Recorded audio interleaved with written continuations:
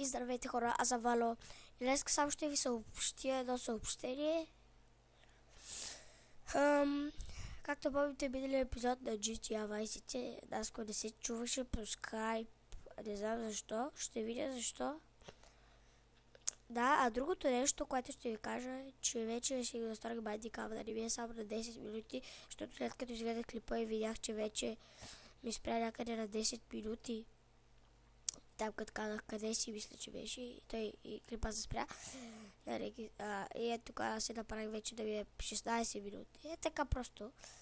Ако искате да ви е 16 минути, отивате тук настройка, това ще ви е на вас време за запис и ето си го избирате. Това е час, секунди, минути, 16 минути ще ви е на мен.